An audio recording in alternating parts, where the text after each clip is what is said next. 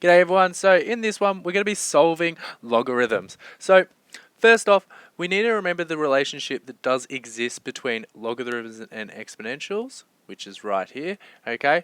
So using this we can actually solve for logarithms. So we'll get into this first one of log of x 64 is equal to 2.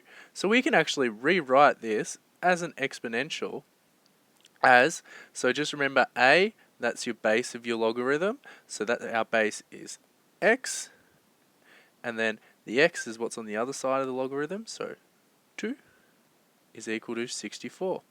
So what this is asking is what squared is equal to 64.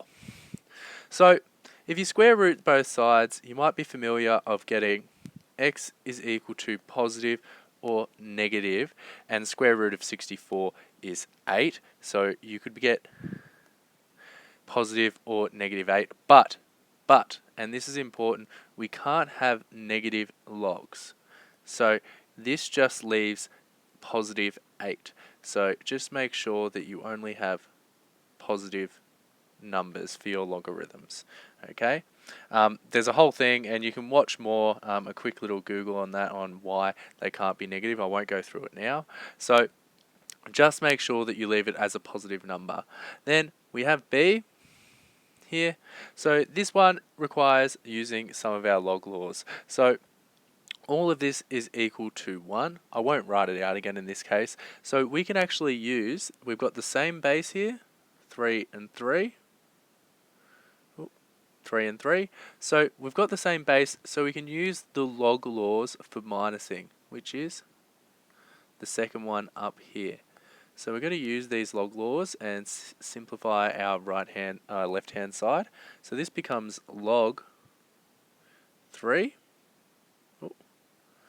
And then on the top we've got the first one, which was x plus 2, and all over 2.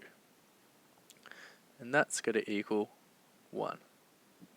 So we can actually rewrite this again in our form of our exponential. So we've got 3 to the power of 1. 3 to the power of 1 is equal to x plus 2 over 2. So 3 to the power of 1, that's just 3.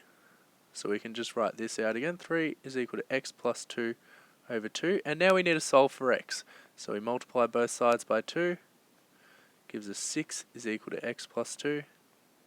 Then we minus 2 to both sides. So we've got 4 is equal to x.